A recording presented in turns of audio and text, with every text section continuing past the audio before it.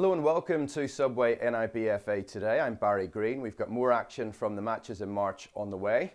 We've 2 under-15 games, 1 under-13 clash and an under-18 game between Glentoran and Cliftonville at the Dub. All of that is on the way. Today we'll be joined by Linfield defender Mark Hockey. We'll be getting Mark's views on our 4 featured games. First up, we have a 5-goal thriller between Green Island and Tenganan United Youths under-15s in the National League. The match was played in Antrim and United fought to the end to score twice and take an unlikely looking win. Let's take a look. Green Island's under-15s met Tenganan at Allen Park in Antrim in the National League, Tenganan in yellow and Green Island in the maroon colours. Taylor Adger scored after just 4 minutes for Green Island, looking at 1-0 when nipping in ahead of Oran O'Kane to slide the ball past Olaf Wisniewski.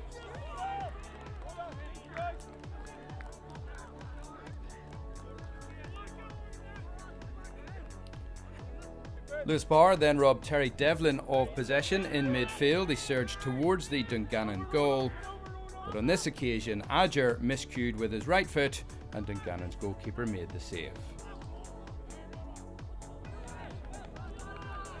Tenganan were again dispossessed shortly afterwards in midfield. Aidan McGarvey and Cameron Long this time working a move out on the right with some neat interplay. Long shot from the edge of the area eventually drifted wide after 15 minutes. The equaliser for Tenganan United came 8 minutes later and was all but offered up by their opponents. Lewis Patterson attempted to clear his lines. The ball was charged down by Sean McAllister, who lifted the ball over Lewis Brown into the Green Island net to make it 1 apiece.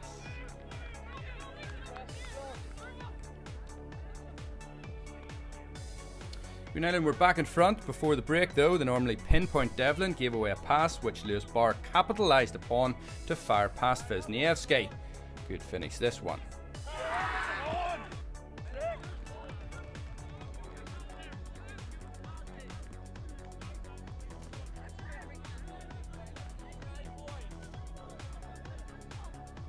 After the break, Devlin was intent on drawing Tenganan level. This 30-yarder was well tipped over by Brown.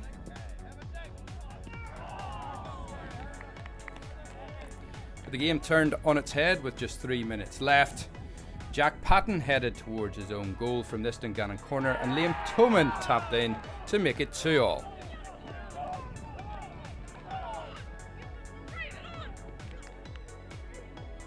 Then, on the stroke of full-time, Tenganan went on to win it. A long punt into the Green Island box fell kindly to Jack Muldoon.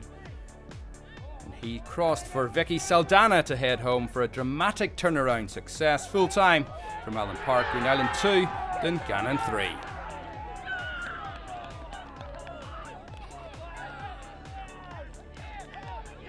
Well, I'm delighted to say I've been joined by Linfield defender Mark Hockey. Mark, thanks for joining us today. Thank you for having me. Mark, before we get into talking about the action that we've just seen, tell us about your new venture. Started up a new business of mine called Kit Room. Basically, we supply teams with on-field, off-field range, so we do teamwear for all types of football teams, from grassroots level right up to the senior level, through all divisions. Also provide workwear and sports equipment, basically. So you're hoping to get the news of that right across the footballing community, no doubt? Yeah, of course. You know, I'm involved in football myself, so it's something I've worked in before as well. And as you said, trying to use all my contacts really to sort of the events right and to get the name out there. Well, you've played for Linfield for a few years now. How are things going this season? I think everybody knows, you know, we more importantly know ourselves that this season hasn't been the best for us, especially going off the back of last season. From winning 3 trophies to now where we are now, sort of just trying to get into Europe, isn't exactly where we wanted to be. People have asked the questions why, and I think it just basically comes down to the players individually. You know, everybody's underperformed. I don't think anybody can say they had a good season this year, but look, it's something we have to firstly get into Europe first and then rebuild for next season. We'll talk more about Linfield later on. Let's focus first of all then on Green Island against Tenganan. Green Island's 3-2 loss in the end. They'll have been disappointed to concede in the last 3 minutes. Of course, yeah. You know, any team would be. To take the lead they got, and so late on in the game to concede two late goals to lose the game, they'll definitely be going home disappointed. But credit to Tenganan, you know, they worked right to the very end and they came out the winners on top. Yeah, a good couple of strikes in that match. Sean McAllister's goal in particular, when he charged the ball down before lobbing it over the keeper. Talk us through that one. Yeah, it's something, you know, as a defender you always love to see your striker do, you know, his work rate to close the defender right down, again to put him under pressure to win the ball back, and then the clever finish as well, that the lob the keeper just makes that wee bit extra special. An important win for Tenganan when you consider, you know, you're going into the last 3 minutes. It's looking like you're not going to take anything from the game, so credit to them. Of course, yeah, like I said before, to be a goal down with 3 minutes to go, you know, maybe the boys just got to lose focus or lose their heads, but fair play to them, they stayed together, they pushed right to the very end and deservedly came out on top. Superb, thanks. Mark, for the moment, Green Island sit top of the league standings. Tenganan are third with 3 matches in hand. Now for our second game, we feature the top 2, Cliftonville and Linfield's under-13s in the National League. This also took place at Allen Park. Johnny Martin took this one in. Linfield and Cliftonville under-13s kicked off at Allen Park in Antrim in a National League derby fixture. Both teams in their familiar colours, Linfield in the blue and Cliftonville in the red.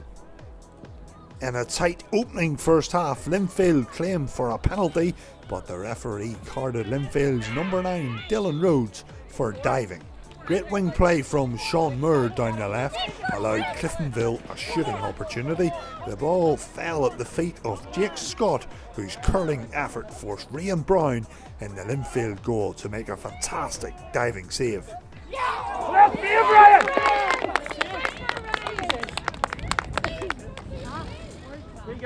The North Belfast side created a fantastic opportunity from that corner, but they could only fire over the crossbar from close range. A golden opportunity to open the scoring.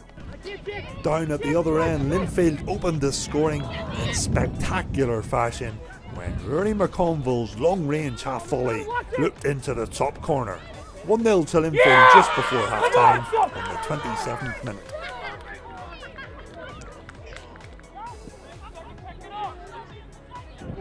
Into the second half with Linfield leading 1-0. Jack Berry won the Blues a free kick 30 yards from goal. Up stepped Daniel Farrelly to fire high into the net to give Linfield all 3 points.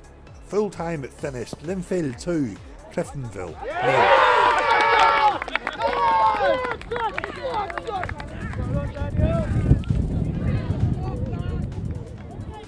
So Mark, there was a critical point in that game. It was scoreless and Linfield keeper Ryan Brown produced that magnificent save from Jake Scott. It was good, wasn't it? Yeah, it was. Yeah, it was a magnificent save to get across and to put it around the post. Yeah. Early on in the game, you know, Cliftonville had their tails up and they maybe on the ascendancy a wee bit. And he keeps his team in it early on and it stays 0-0.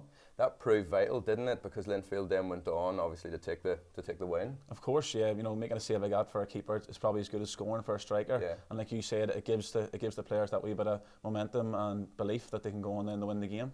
And the 2 goals then from Rory McConville and Daniel Farrelly, they were good goals. They were long-range goals. But again, you know, it's difficult for an under-13 keeper, in my opinion, to save those. Yeah, 2 wonder goals. Obviously from Rory. Centre half being, you know, myself as well, you'd be happy to score from 2 yards, never mind 25, 30 yards. Yeah. Yeah, again, like you said, with the under-13s and the keepers, it is difficult for the keepers. You can't really expect too much from that. It is a step up to the bigger goal, but fair play to the boys, you know, they knew what they were doing and they executed it. Yeah, good win there for Linfield. That 2-0 win inflicted the first league defeat for the Reds since the league split at Christmas. Now, you might recall that Michael Jones from Oxford United Youth won Goal of the Month for February for his acrobatic scorpion kick goal during the club's game with Cliftonville. Last Saturday, Anthea Hunter from Subway Ballymoney presented Michael with his trophy and also provided a platter of Subway goodies for him and his teammates who were in action against Coleraine Academy at the Joy Dunlop Leisure Centre in Ballymoney. Well done again to Michael. Now it's time for our halftime team talk feature where we get hints and tips from our expert to improve your game. Mark, you're in the hot seat today. So Mark, if you were a young up-and-coming player in today's game, and you've been there, you've done it, what advice would you give to an up-and-coming aspiring young player? Well, again, reflecting on myself, as you said, I was a young lad playing through the Glentoran underage system. Any chance I got that was asked to play for the 18s reserves, I always took it. Wee bit of luck as well at the same time, getting my debut for the first team. Like you said, As a young player, I was always wanting to play. I trained maybe 2 nights a week, but even at that, if there was a five-a-side, if there was something on the street, I was always wanting to play and to learn. And again, a big thing coming from the coaches is to listen to them, to learn from them, to rectify your mistakes and to improve yourself. In terms of young people nowadays, there's lots of conflicting interests. You know, you've got computers now, you've got social media, you've other sports, GAA. It's difficult for a young player to focus on any one sport, isn't it? Yeah. What advice would you give to somebody who's coming through and they're kind of, you know, they're splitting their time between a lot of different interests? Again, it was something similar to myself. I was playing GAA right up until I was maybe about 17, 18. It did get to a stage where I had to make a choice. It was becoming too much for me. Yeah. And obviously choosing the football and that end, it's to go with what you want really in life. Yeah. To choose what you love most. And again, to work hard at it. Yeah. Is there anything you don't like to see in the game from young players or from people in the senior ranks? Probably in the young game, you know, you always hear the sort of thing about parents maybe being a bit too vocal on the sidelines. Yeah. I think even at that under 18 right down, you sort of have to let them play and express themselves. Yeah. Otherwise, they're not really going to enjoy it. What about your own career then? I remember you coming through our system at County Down in the Milk Cup. What would you say is your highlight in your career to date? Senior and junior? Yeah. Well, obviously, I think an easy one's from last year, winning the league in the Irish Cup. You know, I joined Linfield, I think, about 5 years ago. For the first 3 or 4 years, it was we were coming second, and maybe I was questioning myself as a player whether I could cross that line to become a winner. Last year, obviously, we did that, and we fully enjoyed it. And the expectations then will have been built from last season to this season. So is there anything that you personally or that the club might have done differently between last season and this season? I'm not too sure. Again, when we touched on it before, people asked about what happened this season. I don't think it is nothing major. You know, everything's the same within the club. The expectations is there, the demand is on the players is there. I think it's just maybe simply down to the players underperforming this season. And a quick word on your manager then, a guy I know very well. He's from my hometown. Tell us what David's like to play under. Of course, he was a gifted striker. Sometimes, though, it's difficult to make that kind of step into management, but he's done it, and he's done it well. But what's he like to work under? You know, great manager. Me being a centre half, him being a striker, and what he's done. Maybe he's a bit. If you ask Andy or any other strikers, he could probably be a bit more critical on them and demand a bit more off them. But yeah, no, from the training ground to the match day, he always puts his demands on us, what he wants and what he expects. Explains what the club's all about and what he wants to achieve. Thanks for the moment, Mark. Thank you. Now it's time for our final 2 matches. Both took place last Friday evening at the Dub. 2 sides flying high in the under-18 division. Cliftonville and Glentoran went toe-to-toe. Lord James is on commentary. Be forgiven for thinking this was a Champions League night with that fairly familiar ball, but for Glentoran and Cliftonville under-18s, it was still a pretty important night in the league. Kicking off at the Dub and attacking the right are Glentoran in green, black and red stripes, Cliftonville in traditional red. Inside just the 3rd minute, both Nathan Best and Blackpool trialist Barry Bagley conspired with some impressive control before Bagley found himself space, yet crashed his effort off the frame. Having started the brighter and now charging forward with a fantastic sequence beginning in their own half, Glentoran was starting to pile on the pressure down the left-hand side. A first attempt on target was blocked by keeper Ethan McGrath, but you have to take a look at this. Bagley volleying the clearance superbly, surely a contender for goal of the month.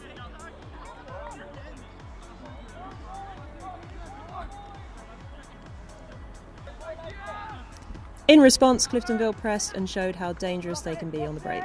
Donal Rocks and his midfield teammates did well to keep possession before releasing for Ronan Hamill, who took a quick touch, dribbled to a dangerous position, but Matthew Anderson had read his shot well. Showing creativity in the middle of the park breathed confidence into Cliftonville. Rocks was able to spy a gap from a tight angle for their equaliser 25 minutes in, bringing it to Glentoran 1, Cliftonville 1. Glentoran didn't hesitate to flex their muscles a little, their spine steamrolling through to feed pacey Christopher Conn, a promising talent on the verge of a move to Burnley, who snatched back the lead a minute later. Glentoran now going into half-time with a 2-1 lead.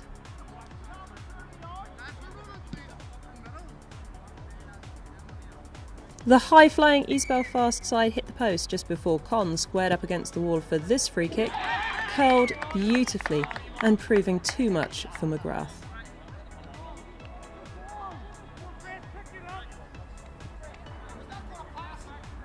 Reds keeper McGrath had picked up a back pass on the 68th minute, meaning a free kick was awarded inside the 6-yard box for the Glens, but Con's effort from this very tight angle was cleared off the line. Glentoran, the 3-1 winners, and now just 2 victories away from securing the league championship.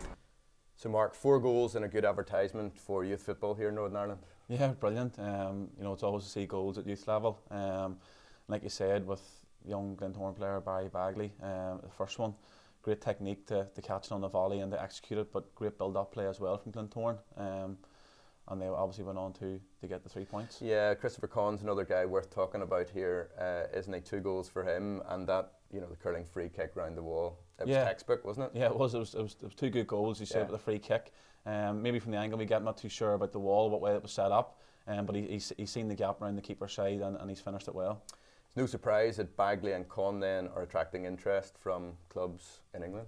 Yeah, of course. You can clearly see from the highlights. They've got that wee bit of extra quality in them. Their technique and their vision throughout the game. 2 young lads, I think 15 and 16, playing above themselves and again shining and scoring goals like that. They're always going to catch the eye. Yeah, we talked about that earlier, about your own career and kind of stepping up. You stepped up when you were at Glenavon. You got your chance early on in your career, and presumably then, if that came for these guys, you would expect them to step up and take it, wouldn't you? Yeah, of course, and look, it wouldn't be a ad thing. You look at players that maybe have got a wee bit of first team experience in the Irish League. I think it does help them whenever they do go across the water and gives them that wee bit more experience. Yeah. Thanks, Mark. Now under final game this week, and it's a first round under 15 National League plate match involving Crusaders and Rosario. Again, we saw 4 goals. Mark Wesley, watch this one. It's a milder evening than of late. Fingers crossed for a good game. Crusaders in grey, Rosario in blue. Now, Rosario started the sharper of the 2, and after some tidy work by their number 10, Calabayage, they were awarded a free kick on the edge of the area. Chance for a goal. First shot and anger though from Fergal Eastwood. Shot just over the bar. You can't say Crusaders weren't warned, and when Ben Jenkins went on a run down the left, Rosario did get the ball in the net. However, this was to be ruled out for offside.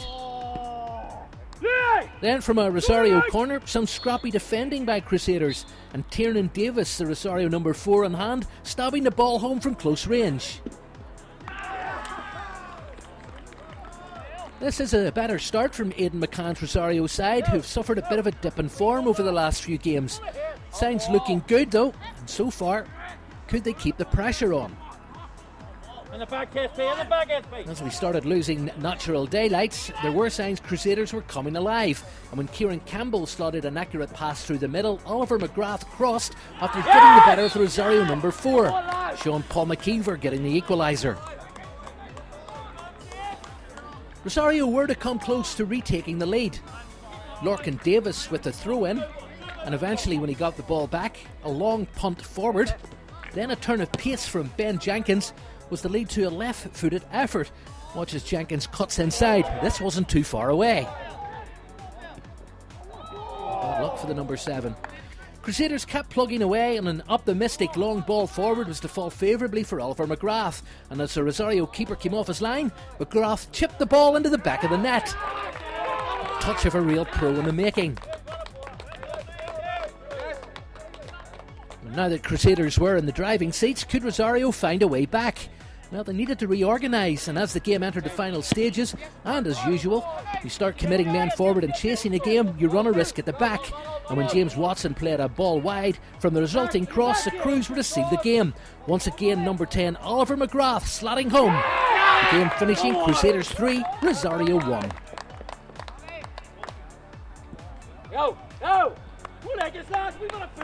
So Mark, after a good start in opening the scoring, things really unravelled for Rosario in that game against Crusaders? Yeah, being 1-0 up, again they'll probably be disappointed to lose 3-1. But again, fair play to Crusaders, going a goal down, they stuck together again and they came back to deserve it winners. The man of the match for me was Oliver McGrath. He scored twice and he set up one as well. Yeah, the first goal, 1-0 down, the ball's played in the channel, strong forward play, holds the ball up well, and obviously then sets the goal up for the equaliser. Second goal, he gets again 1-on-1, good finish over the keeper. Third goal, was build-up play, you know, it was good movement, good run. He didn't get it and went wide. He got himself into the box and deservedly then got his second goal. Looks a good prospect, doesn't he? He definitely does, yeah. He looks to Rosario be their main focal point, and they're playing off him, and he's obviously thriving in that role. Thanks, Mark. That 3-1 win safely puts the Crews into the second round. Rosario can now concentrate their efforts on their promotion charge. That's it for this week. Thanks, Mark, for joining us on Subway NIBFA today. Thank you. Thank you. Good luck as well with your new venture. Thanks to you for tuning in. We'll see you again in a fortnight with another studio guest poised to add their expertise. If you'd like to get in touch with us, you can drop us a message on Facebook or Twitter via the NIBFA or Exporte pages. Join us again in 2 weeks' time, and we'll see you then.